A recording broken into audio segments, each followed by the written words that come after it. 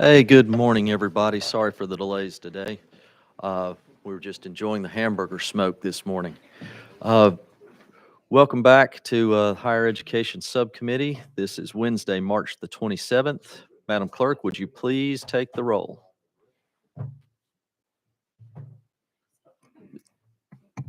Representatives Baum. Here. Butler. Here. Gillespie. Haston. Love. Here. Parkinson. Chairman White. Here. Chairman Lafferty. Here. Chairman, you have a quorum. And thank you for that. Let's see. First, members, any special orders, any recognition? I have got one. If nobody else is going, all right. Today is the Tennessee Board of Regents Day on the Hill.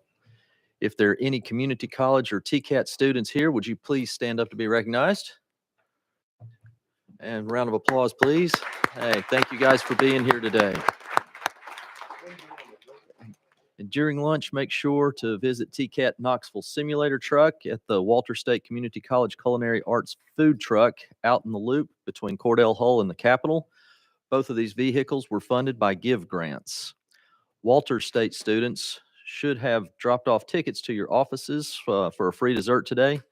They'll be making dessert tacos. They should be yummy. Stop by and get you a sweet treat. Additionally, Chancellor Tidings has invited all legislators to a reception at the Country Music Hall of Fame this evening from 6 to 7:30, and a shuttle will be running to take us to and from. So, also, it is WGU Day on the Hill, and do we have students and faculty here from WGU? Please stand to be recognized. There we go. Hey, thank you guys for being here. All right. Thank you for that. And before we get going, everybody probably already knows this is the 1-year anniversary of the tragedy at Covenant. Representative Love, would you please say a word for us for those families, for Yes, that sir. church? Thank you. Thank you, Mr. Chairman. Let us pray. God, we thank you for this day's rising up, even in the midst, Lord, of still some sorrow and pain. We ask, Lord, that you would provide comfort still for the families of Catherine Kuntz and Mike Hill, Cynthia Peak, Evelyn Dykehouse, William Kinney, Haley Scruggs, and those who even survived that horrific shooting. For the Covenant School and the Covenant Presbyterian Church, Lord, we pray for their healing. We pray for their comfort, God, that you would give them what only you can give, which is your peace, even in the midst of sorrow. Bless us, O God, and give us the mind and the courage, Lord, to ensure that all of our children are safe, all of our adults are safe in all of our spaces. Bless us, O God, in this higher education subcommittee to do the work you've charged to our hands. It's in your name we pray. Amen.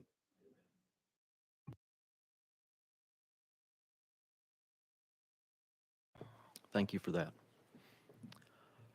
All right. We do have a calendar to get to. Regular calendar, first up and only up. Congratulations on that high honor you have today, Chairman Vaughn. We've got House Bill 1059. We have a motion. We have a second. We have a motion. We have a second. Chairman Vaughn, you're recognized, sir.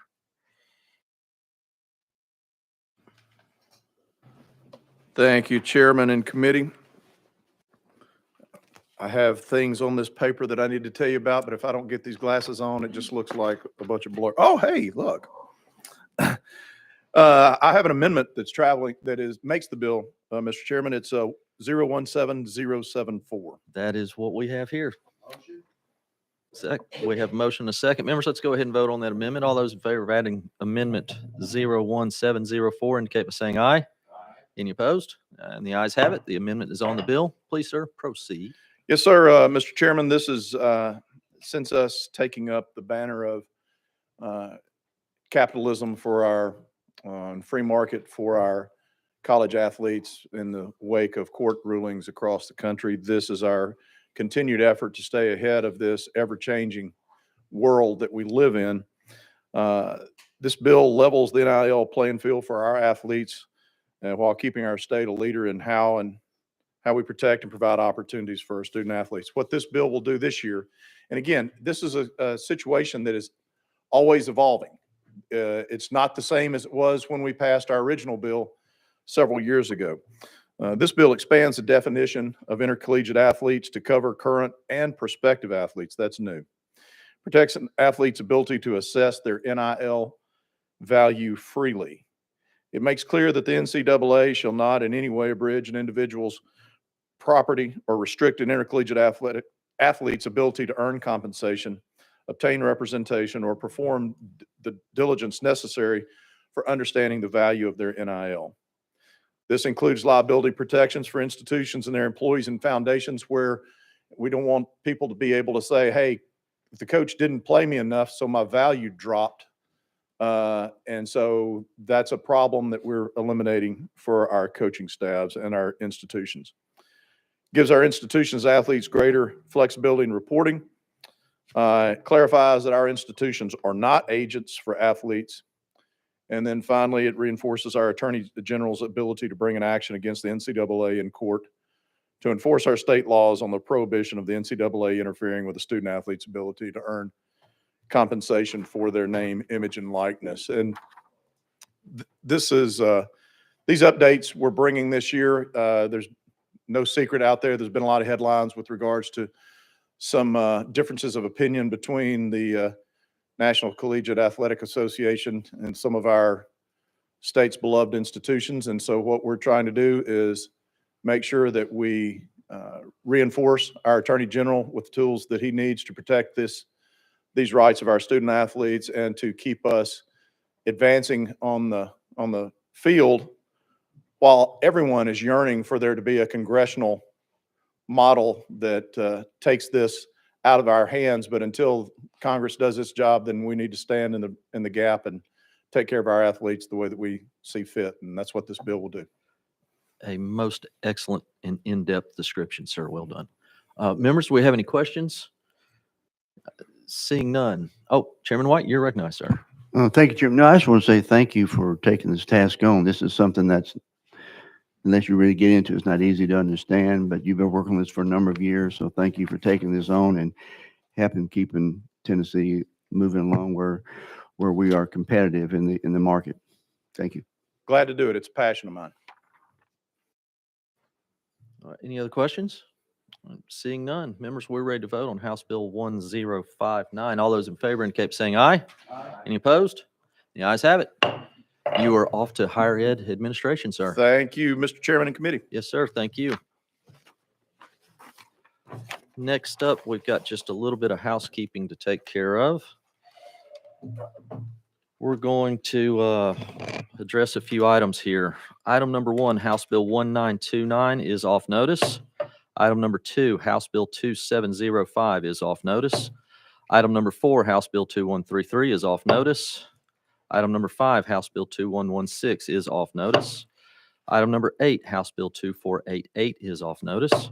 Item 10, House Bill 519 is off notice. And finally, item number 6, House Bill 1809 is off notice. All right, we've taken care of that. And first up, item number 14, Chairman White, I'm going to pass the gavel your way. We'll be right back, folks.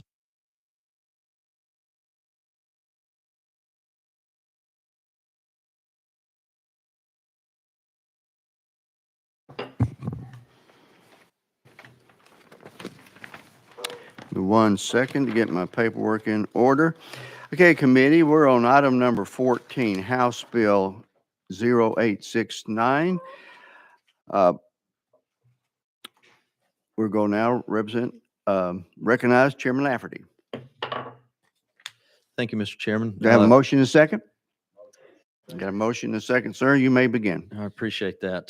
This is going to help clean up some issues there with THEC. And I do have an amendment here. Yes, sir. that makes Are you the looking bill. at, go ahead and give us a number. 14861. That is correct. That's what we have. Members, it does rewrite the bill. Is there any objection to us adding this to the bill? Sir, ma'am? Okay. Yeah, we do need a motion, second on the amendment. Okay.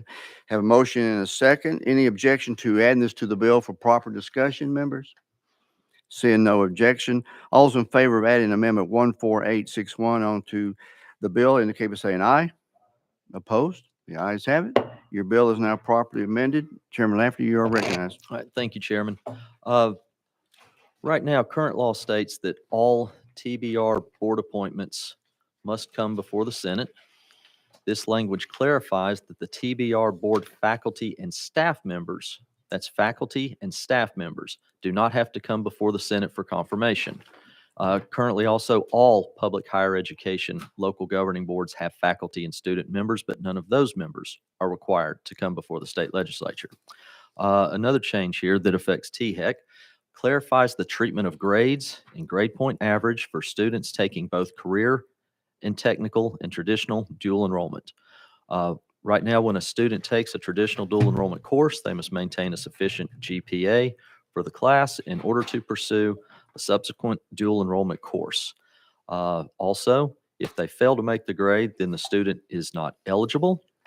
However, this amendment will clarify that the GPA requirement does not carry over from traditional dual enrollment eligibility to career and technical dual enrollment. Excuse me one second. We've just lost our quorum. Members, we're short a few people this morning, and as soon as Representative Love comes back in, we will continue. But we do have to have a quorum to continue business. We'll step out. Could you step out back, or not you? Step out back and tell him we need him back in here.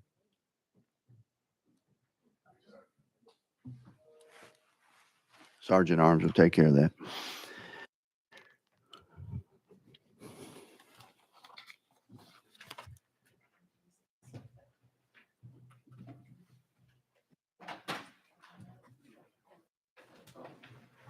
I'm still here. We cannot do business without you. We appreciate you. Okay, we are now back in session. Chairman Lafferty. Thank you, Mr. Chairman. Let's see, we'll pick up the second change, the THEC changes. I'll just go through that again real quick. It clarifies the treatment of grades and grade point average for students taking both career and technical and traditional dual enrollment. When a student takes a traditional dual enrollment course, they must maintain a sufficient grade point for the class in order to pursue a subsequent dual enrollment course. If they fail to make the grade, then the student is not eligible.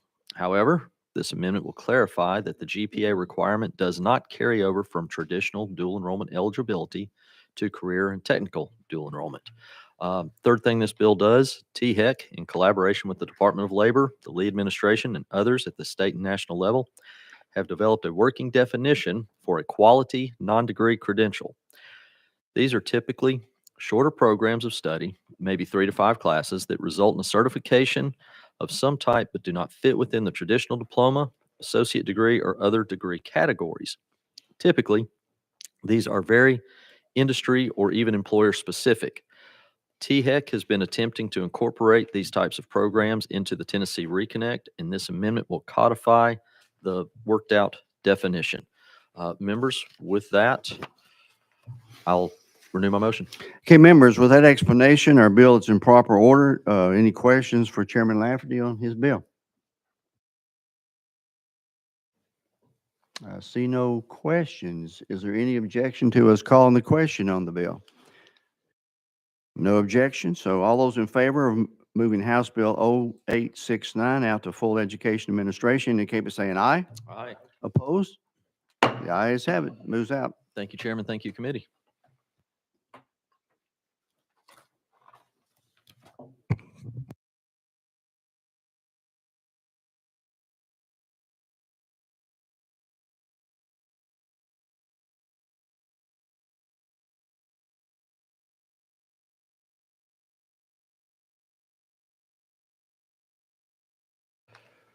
All right. Getting back up to speed. Next, we will take up item number 12, House Bill 2184 by Chairman White. Can I get a motion? We have a motion and a second, and Chairman White, you are recognized.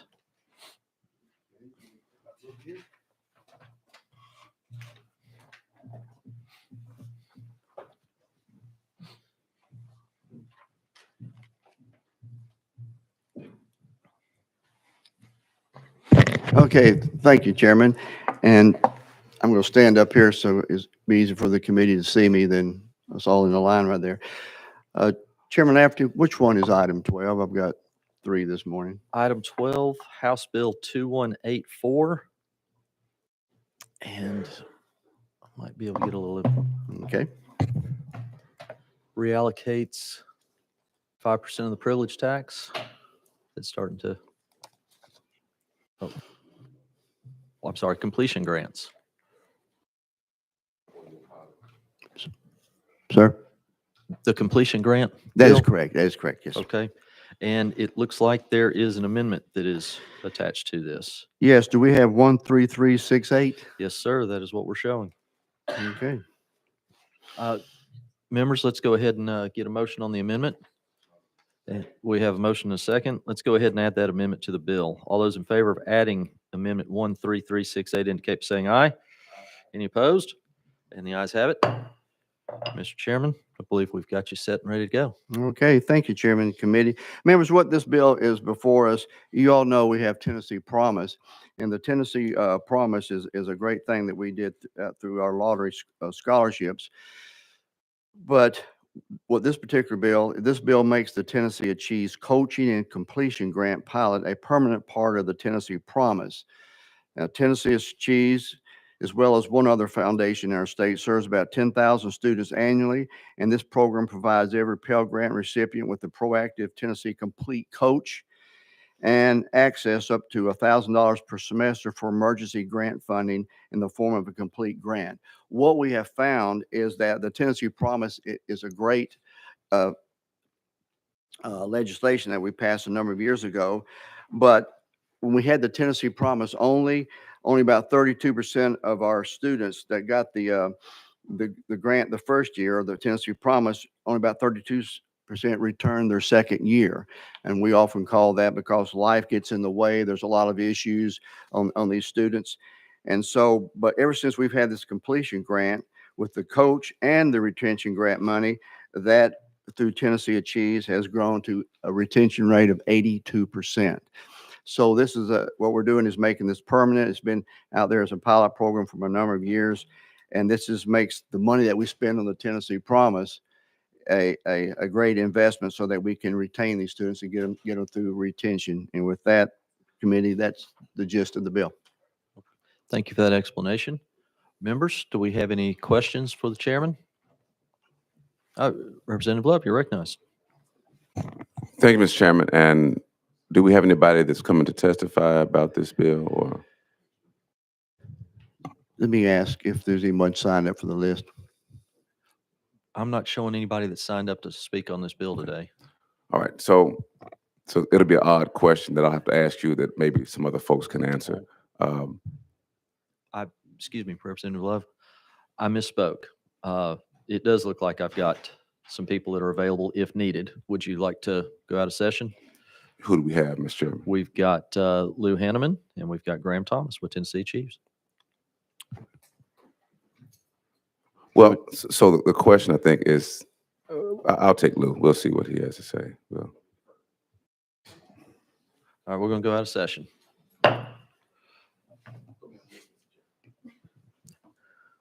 Who are you?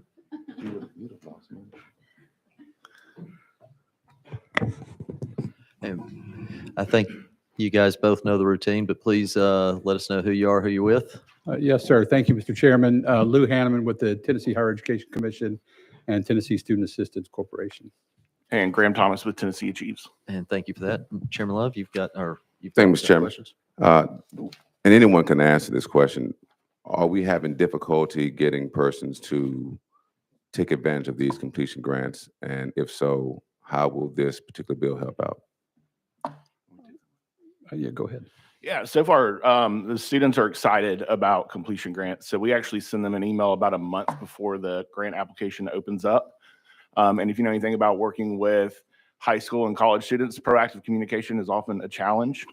And when we get to our office a month later, the day that they open, we'll have hundreds of requests already. So students are requesting them, they're accessing them at a very high rate. We're currently with the pilot program for this year, for example, we're already down to only about $40,000 left. And so it won't even get us through the end of the spring semester. So access to the grants and need from students is readily available. Okay. Mr. Chairman, that's all I have. Thank you. Okay, members, any other questions? I, Representative Parkinson, I'm sorry, you're recognized. Thank you, Mr. Chair. I probably shouldn't have. I was just going to mess with Lou a little bit. Thank you. I'm good. All right, you picked a good day for it. This is off to an interesting start in here this morning. All right, members, seeing no other questions, we'll go back into session. Thank you, gentlemen. Any more questions for the bill sponsor? Seeing none. Members, looks like we are ready to vote on House Bill 2184 as amended. All those in favor indicate by saying aye. Any opposed? The ayes have it. Mr. Chairman, we'll move you on out to Education Administration. Thank you, committee. Thank you, sir. And I believe you've got another bill on our calendar today. Be the next one, 13. Yes, I believe that's correct. Yes, sir. Item number 13, House Bill 2180. Need a motion? We have a motion and a second. And let's see, it looks like there might be an amendment that makes the bill. Do we have before us 14376? Yes, sir. That's what I'm showing. All right, members, let's go ahead and put that on the bill. We have a motion and a second on the amendment. All those in favor of adding amendment number 14376 indicate by saying aye. Any opposed? The ayes have it. All right, you are properly recognized. Okay, thank you, Chairman and Committee. Members, the reason I took this one on is because for years we can continually to talk about the teacher pipeline, and especially in our rural communities. And we put in place a pilot program that we started last year that would help those students who want to major in education, become a teacher, that the state through this grant program would pay for their junior and senior year if they worked in at-risk, distressed counties or counties that low economic means. And so for years we've had before us WGU on some other issues, but on this issue, I think this will be a good thing for us because this is a pilot program that has been in operation for 1 year. We've only had one student take advantage of this grant. And so we've got 4 years left. I would like to see through WGU, which they have about 35, I think it's 35, 40 students right now that could take advantage of this. And the average age in these students is about 33 to 35. And I think I would love to see if this grant program working through this means would help the teacher pipeline in our rural communities, which is many of our, the ones we had that are at risk and distressed. And since it is a pilot program, we're not getting a lot of participation yet. It is new. I think it'd be worthy to see if this pilot program would work. If this may help us, and we'll know in a number of years, if it's helping put more teachers into the teacher pipeline, especially in our rural communities. And that is the gist of the bill. Thank you for that explanation. Members, do we have any questions? Representative Butler, you're recognized. Thank you, Mr. Chairman. I just want to congratulate you and express my support for this legislation. As somebody that represents several counties that fit into that category, we're always looking to recruit some new teachers in the rural areas, and my district is very rural. And so I think this would be an asset. I would encourage my colleagues to support this legislation. Thank you. Thank you for those comments. Chairman White? And I appreciate that. And that is one of the reasons we're doing this. Let me tell you a story. One reason I wanted to take this on. I was told a story in a rural community. There was a lady that worked in the lunchroom, but she was fabulous with the children. And one day they said, you ought to become a teacher. So she went back to school and got her teacher license. And now she is an elementary school teacher because she realized at that stage of her life that this is something that she could do. And I think by having this grant program out there, we can capture some people who may be in their 30s, and they say, or 40s or whatever age, and they say, well, I think I want to try this. And so this is an opportunity for them to go back and get that. So I think it will be something where we could be willing to test out for the next 4 years and see if it helps our rural community teacher pipeline. Representative Love? Thank you, Mr. Chairman. And do we have anyone else to testify? Or is this? Yeah, we've Still got Lou Hanneman available if you'd like to speak with Lou. And this may be a question for the sponsor then. And we also have, I'm sorry, Lynn White, if necessary. Okay, WGU, Yes. if I yes, could sir. go out of session to ask them a question. Sure. And we'll take a few minutes. We're out of session.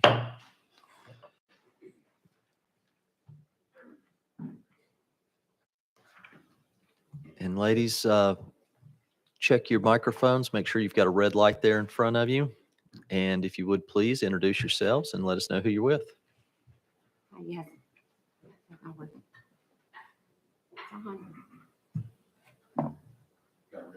It's a red light. There we Oh, go. Now Got can you you. hear me? Hi. My name is Lynn White and I represent Western Governors University. So I'm Kim Estep. I'm the founding chancellor of WGU Tennessee, going back to 2013. Thank you for that. And Representative Love, if you want to ask a question. Thank you, Mr. Chairman, and thank you all for being here. When we were first considering WGU several years back, I was on the Education Committee, and there were some questions I had about Hope Scholarship, and just wanted to make sure that as we're talking about this pilot program, that your intention with this particular pilot program for this teacher support is just for this program. It's not an expectation that it'll open up doors for the opportunities for Hope Scholarship. You recognized? Yes, Mr. Chairman, Representative Love, that is correct. And this program is a pilot program to support teachers in rural and distressed areas. And WGU will be one of the EPPs that is eligible for this with this passage of this bill. So You recognized? Thank you, and I appreciate that answer. Thank you for the office visit, and I am encouraged by the program you have in place with already having persons living in the area. I think that it will benefit the program greatly and allow you to then have some persons who do take advantage of this opportunity because they're already situated in there. You're not having to transplant them some other place. So thank you for that, and I have no problem supporting your bill now. Thank you. Thank you. for that. Mr. Any- Chairman, Representative Love, thank you. Sure thing. Members, any other questions for our guest? Seeing none, thank you for your time. Thank you. We'll go back in session. Members, any final questions for our bill sponsor? Representative Parkinson, you're recognized. Thank you, Mr. Chair. And I just, I just want to be clear on what we're doing. So this was a pilot program, correct? And we're moving it out of the pilot phase, correct? You're recognized. Because I see where pilot is being, the word pilot is being taken out. You're recognized, sir. I think, no, this is a 5-year pilot. It's only been in operation 1 year. And the facts I'm being given is because it is the first year, we've only had one person take advantage of it. I think that one of the reasons we are asking them to work in our rural and distressed counties that desperately need teachers, and a lot of times the pay inequality in a rural community with a large one, a county next door or a district next door, becomes a challenge. But no, the reason I'm willing to carry this is a pilot program. It's outside of the lottery funding. We're not talking about any of that we've had that discussion before with WGU. This is a grant program already in place. And Representative Parkinson, you're recognized. Thank you, Mr. Chair. And just for the record, I'm gonna support the bill, but how, when we say distressed counties, we're talking about financially distressed or those that are lacking teachers, because Shelby County is down, what, 600 teachers or so? Mhm. So why is Shelby County not eligible to tap into this? You're recognized. And no, the definition of a distress and at-risk county, these are counties that don't have economic development. There are usually smaller rural communities. Cities like Memphis and Nashville and Sevierville and Chattanooga, they all have a larger tax base than most. And so these rural communities, which just don't have the income other than their local property tax. For example, in West Tennessee, we have Lake County up where the Reelfoot Lake is. The only really industry they have up there is the prison. And so it's a challenge for them to have the wherewithal to pay their teachers more. So the definition of at-risk and distress, which is, I think is that through the Department of Labor or some of that put that form out? You recognize, sir. Thank you, Mr. Chair. I see you're struggling a little bit, so I'll let you off the hook. Okay. But I'll be supporting the bill. Thank you. Thank you.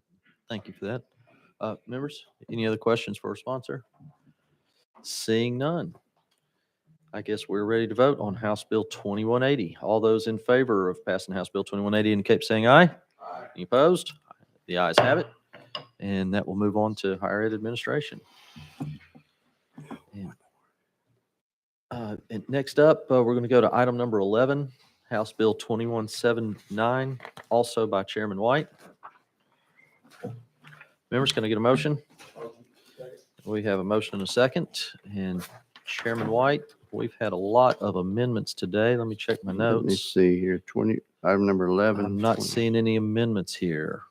Congratulations. You're no recognized on your bill when you're ready, No sir. amendments on this one.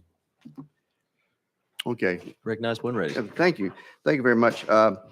This is a bill, a legislation that's given to me by the TBR system. And what this does, the GIVE Act, which we passed back in 2022, extended the eligibility for the dual enrollment grants to students beginning in the 9th grade, but only in our TCAS, or Tennessee College of Applied Technology, as a dual enrollment student. Previously, these students had to wait until their junior year to access the grant. We had moved it down to 9th grade for our TCATs. What this bill does is they also now want to also make the dual enrollment will go down to 9th grade in our community colleges. So it adds community colleges into the legislation that we are having in place for we can move dual enrollments down to 9th grade. Thank you for that explanation. Members, any questions? Well, maybe something we should talk about a little bit. One of the things that was mentioned to me along the way, there's a little bit of concern if a young student were to not achieve the grades necessary to maintain his scholarship access or her scholarship, that could hurt them longer term in the program. Have you any thoughts or considerations on that? My thought would be, did TBR sign up to talk? Let's see. We've got Lou Hanneman available. Go ahead. I would like for to a second. request that. Please. All right. Come on up, sir.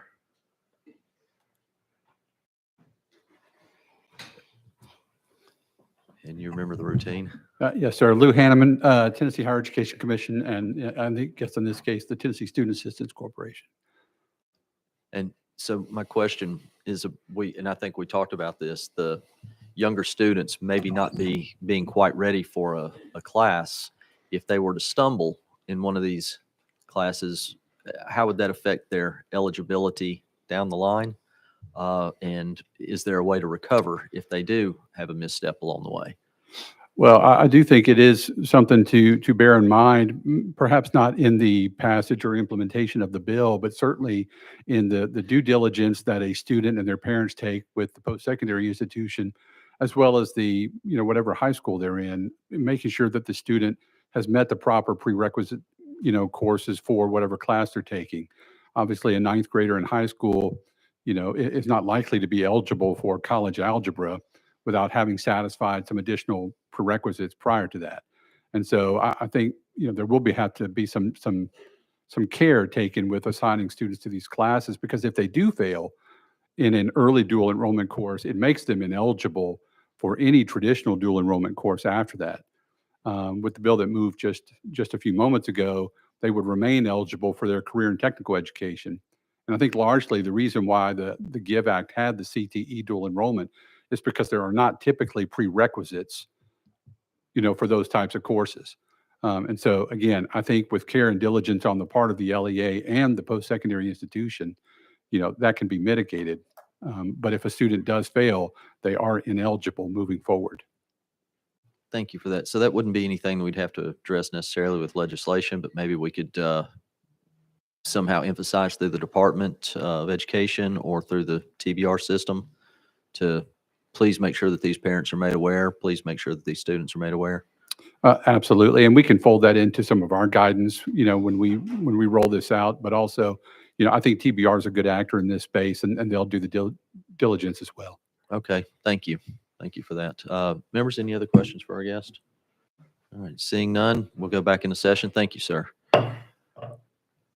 Chairman White, do you have any closing Well, comments? thank you and appreciate that. And I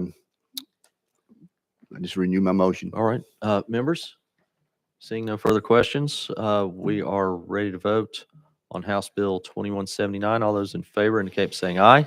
Aye. Any opposed? And the ayes have it. You'll move on to Higher Education Administration. Thank you, sir.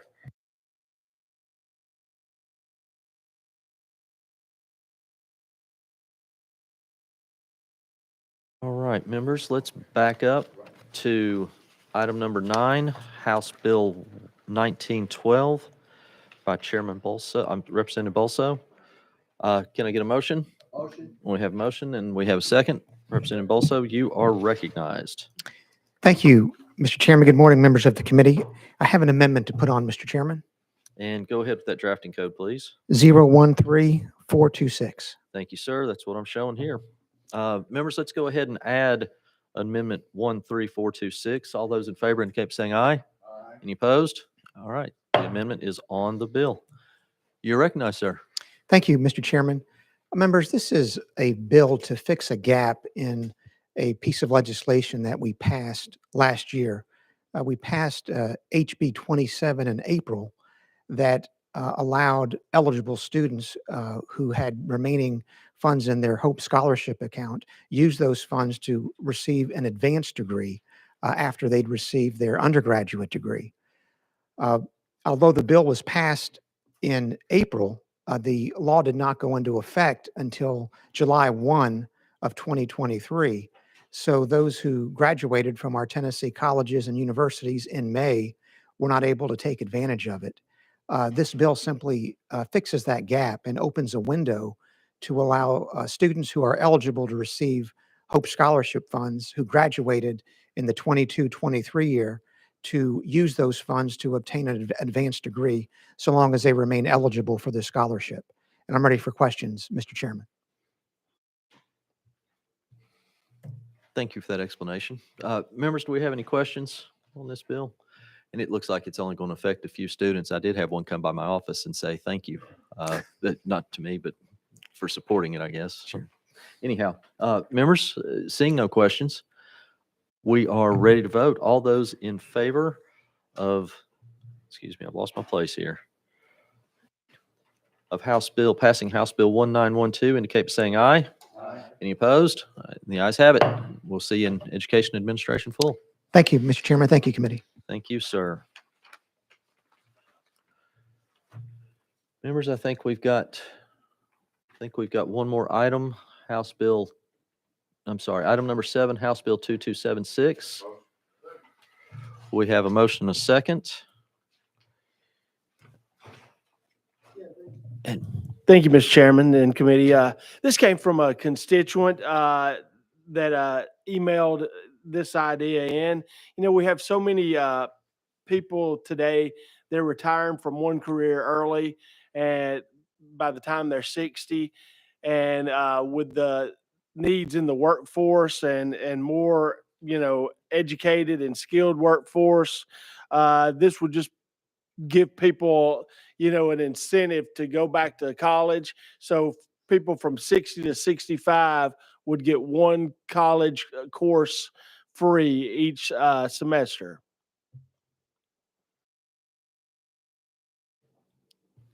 thank you for that explanation, sir. Chairman White, you're recognized. And thank you, and I appreciate the sponsor bringing these. My comment would be, being that this has a $700,000 fiscal note, and it was subbed in the committee, that we not move forward on this bill, but I'd go back to the sponsor for his comments. Well, I've just seen, we seem to have a whole lot of money that we're spending this year. So,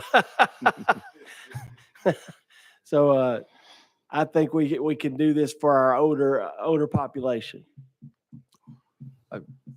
Representative Love, you're recognized. Thank you, Mr. Chairman, and thank you for this legislation. And one of the benefits of having subject matter committees and finance, ways and means is that we pass a bill out of the subject matter committee and then let it go to finance. And if it goes behind the budget, then it does. And I've seen miracles happen, Mr. Chair, where a Gen Sub bill, once the House moves it, the Senate says, wow, look at what the House did, and they pull it out of Gen Sub because they see that we've taken proactive steps, Mr. Chairman. White. So thank you, Mr. Chair. So I'll be supporting this and hope that we can get behind this and help some folks out. Representative Parkinson, you're recognized. Thank you, Mr. Chair. And to my colleague from Shelby County, you know, we see all kind of bills that make it to the House floor that have been Gen subbed in the Senate.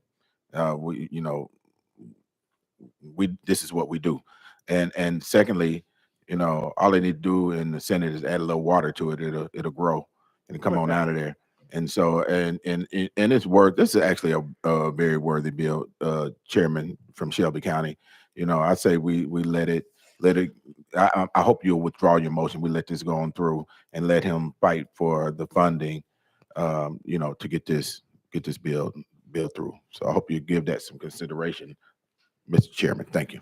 All right, thank you for your comments. Chairman White. And thank you. No, I didn't make a motion, but I would withdraw it. I mean, I just passed 3 bills. I won't fight yours.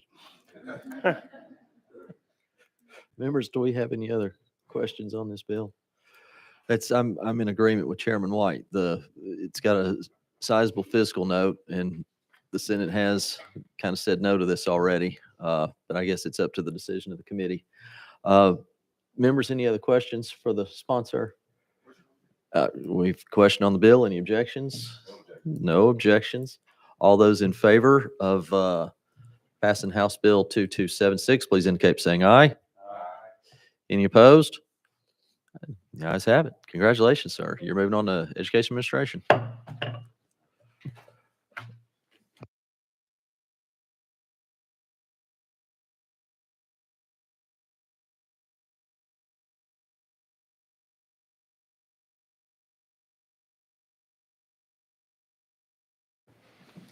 All right, members, the last item to be addressed here is item number 3, House Bill 2132. We're going to take that bill off notice.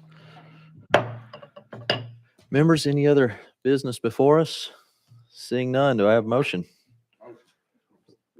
I'm sorry, is this our final calendar? Yes, sir. We are going to, when I've been given the Well, word. Mr. Chair, before we close. Yes, sir. I'd like to thank you for your leadership on this committee. I know that chairing subcommittee, committee is an arduous task. So let me thank you for your diligence and helping us even maneuver through when we were getting close to session starting and finding ways to give us meaningful dialogue on these bills that affect our higher education institutions. So let me say thank you, Mr. Chairman, for your leadership on that. Well, thank you for that. And honestly, it's not me. It's these folks you see sitting up here beside me. They're the ones Okay, that well, make this let me happen. thank them and not you, Mr. Chairman. If that's Yeah. no, we know it is, but still want to thank you for your leadership and also, of course, the clerks and the staff and everybody. You're very kind. Thank you. Chairman White, did you want to say? Yes, I also want to thank you as Chairman of Higher Education. It's not an easy role all the time and going through all these bills, and you've done a good job. And I appreciate you. I'm glad to be a part of your committee. Thank you, sir. I appreciate you. Very kind. Very kind. All right, members, do we have a motion to adjourn? Oh, sorry, Representative Parkinson. Thank you, Mr. Chair. And before I get to my accolades for you, you know, I just wanted to ask Lou, was he deferred on these bills or not? But I didn't want to mess with him. But I do want to thank you too, and the team here. And Mr. Chair, I think you've done a wonderful job, honestly, a wonderful job of you know, running this committee and letting people be heard and all that stuff. So I truly appreciate you. You're very kind. Thank you. I'll make a quick announcement. We've got snickerdoodles in room 506 for all that are interested. Please stop by and grab a cookie. With that being said, anything else, members? We have a motion to adjourn.